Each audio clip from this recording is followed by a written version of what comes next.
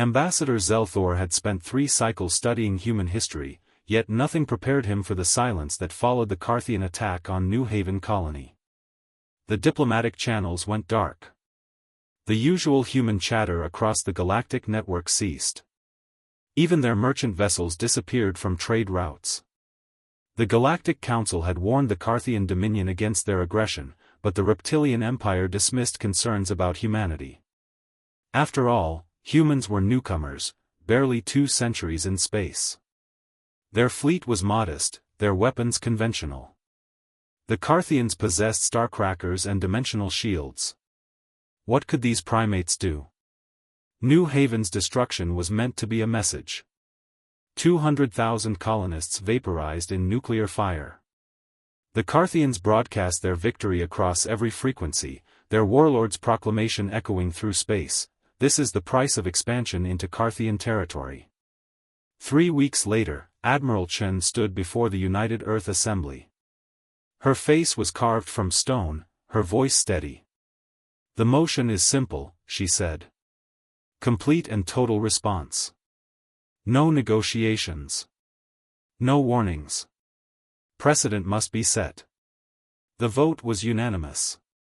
The Carthian home system of Carthos was a jewel, for habitable worlds orbiting a stable yellow star. 15 billion Carthians called it home. Their sensor arrays detected the human fleet emerging from FTL at the system's edge. 300 vessels, unremarkable by galactic standards. Warlord Kresh laughed. "They come to die honorably. Respectable." Then the human ships released their payload. Not missiles. Not fighters. Something else.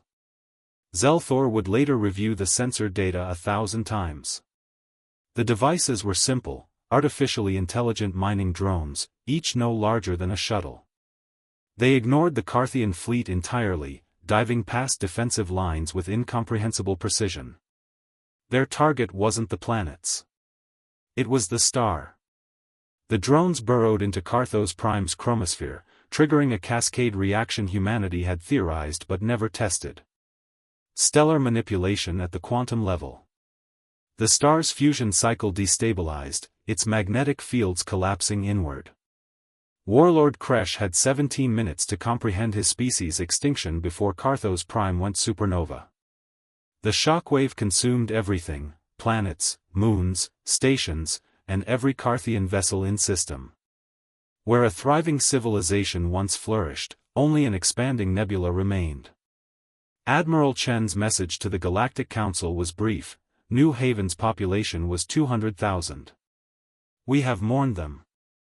The Carthian response cost 15 billion lives. "We did not want this mathematics, but we will not flinch from it. Humanity protects its own." Absolutely. Zelthor attended the emergency council session, watching representatives from 100 species sit in stunned horror. The Carthians were gone. Completely. A star system erased. "They're monsters," someone whispered.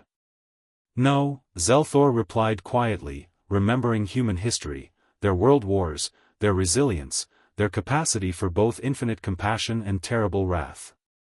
"They're exactly what they've always been. We just forgot to listen when they showed us." The council chambers remained silent. In that silence, a new understanding crystallized across the galaxy: humanity had drawn a line in the cosmos, written in stellar fire. Cross it, and face consequences beyond imagination. The age of testing humanity's resolve was over.